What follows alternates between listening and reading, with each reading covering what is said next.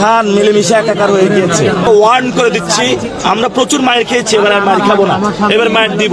এই কেন্দ্রে বড় একটা সমস্যা করা হয়েছে। সকালে আমাদের এজেন্টকে 1 ঘন্টা লেট করে ঢুকতে দেওয়া হয়েছে এবং সেটা এক্সটেন্ডেড হতে হতে 3 ঘন্টা করা হয়েছে।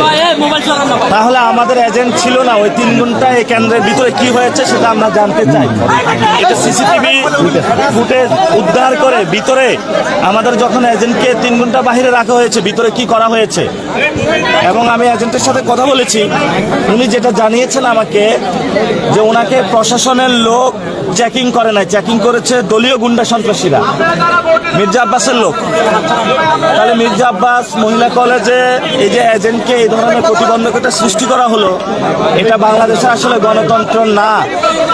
বিএনপির একজন স্ট্যান্ডিং কমিটির সদস্য হয়ে তার এলাকায় তার নামে কলেজ, যেখানে গণতন্ত্রকে হত্যা করার প্রচেষ্টা চালানো হচ্ছে, এই ধরনের কাজগুলো অগ্রহণযোগ্য বাংলাদেশে 2026 সালে। এবং আমরা শুনতে পাচ্ছি লাঙ্গল আর ধান মিলেমিশে একাকার হয়ে গিয়েছে। লাঙ্গল এখন ধানের পক্ষে কাজ করে, লাঙ্গলের পিছনে আছে আওয়ামী লীগ, আওয়ামী লীগের পিছনে আছে ভারত। বুঝছেন তো খেলা, ভারত লাঙ্গল তারপরে আওয়ামী লীগ ধান মিলেমিশে একাকার হয়ে গিয়েছে। এটা আমরা সব জায়গায় গিয়ে এই খোঁজটা পাচ্ছি। আলহামদুলিল্লাহ মানুষের মধ্যে ব্যাপক সাড়া পাচ্ছি। জেনজি যারা শাপলাগলিতে ধুমায়া ভোট মারতেছে, যারা উইমেন শাপলাগলিতে ধুমায়া হলো সেল দিতেছে, আর অনেকেই বলতেছে ভাই স্লিপ নিয়ে আসছি জানের ভয়ে, অন্তরে শাপলাগলিতে ভিতরে যায় সেল দিয়ে আসতেছে। ইনশাল্লাহ ঢাকাতে শাপলাগলির ভূমিধস বিজয় হবে। তবে এই বিজয় নাসিরউদ্দিন পাটোয়ারির না, এই বিজয় শহীদ উসমান হাদি ভাইয়ের। সকলে আমাকে বলছেন যে আমরা আপনাকে ভোট দিচ্ছি না, আমরা এই ভোটটা শহীদ উসমান হাদি ভাইকে দিতাম। শহীদ উসমান হাদি ভাইয়ের ভোটটা আপনাকে দিচ্ছি। ফলত শহীদ উসমান হাদি ভাইয়ের হত্যাকাণ্ডের যে বিচার, এটা আমাদেরকে করতে হবে। আর আমি ঘোষণা দিয়েছি, যারা আমাকে কটু কথা বলেছে, খারাপ কথা বলেছে, মায়ের দিয়েছে, আমরা তাদেরকে ক্ষমা করে দিয়েছি।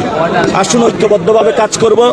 ইনশাল্লাহ আমরা জয়ী হলে আল্লাহর ইচ্ছায় সকলকে নিয়ে কাজ করব।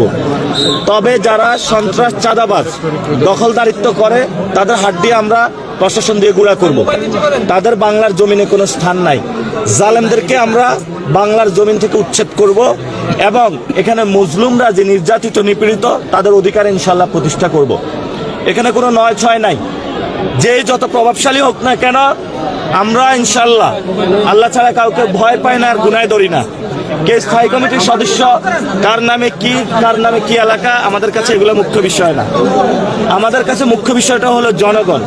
ইনশাল্লাহ ঢাকা 8-এ জনগণের রায় হবে। সে রায়ের মধ্য দিয়ে নতুন বাংলাদেশ এবং সারা দেশে 11 দলীয় জোট যেইভাবে ভোট ব্যাংকে ভোট করতেছে, ইনশাল্লাহ তারা সরকার গঠন করবে। এবং অনেক জায়গায় হামলা হচ্ছে আমাদের উপরে। আমরা আমাদের নেতাকর্মী যারা মানুষকে নির্দেশনা দিয়েছি যে কেউ যদি হামলা করতে আসে আপনারা প্রশাসনকে জানাবেন, আপনারা হামলা করতে যাবেন না। কারণ প্রশাসনের মাধ্যমে আমরা সবকিছু দেখব। প্রশাসন যেহেতু দায়িত্ব নিয়েছে, আমাদেরকে গতকালকে সংস্কৃতি বিকাশ কেন্দ্রে আমাদের 13 জনকে আহত করেছে, আমরা পিছনে ব্যাক করেছি। আজকে প্রশাসনের সামনে, প্রশাসনের চোখের সামনে, আর্মির সামনে যদি কাউকে আঘাত করা হয়, আমরা পাল্টা আঘাত করব। এটা আমরা তাদেরকে ওয়ার্ন করে দিচ্ছি। আমরা প্রচুর মায়ের খেয়েছি, এবার আর মায়ের খাবো না, এবার মায়ের দিব। তবে অনেকে ভোট ব্যাংকে শাপলাকলির বেশি সিল পড়ার কারণে অনেকে ভয় পাচ্ছে, এই জন্য ভোট থেকে বেরিয়ে যাওয়ার চেষ্টা করবে। আমরা তাদেরকে বলবো খেলার মাঠে থাকুন, ভয় পাবেন না, 90 মিনিট খেলায় থাকুন। এবং টেস্ট ম্যাচ খেলতে নামছি, খেলায় থাকবেন, খেলা থেকে উঠবেন না, ভয় পাবেন না, মাথায় হাত দিবেন না। খেলাতে যেহেতু নামছেন, খেলে তারপরে উঠবেন ইনশাল্লাহ।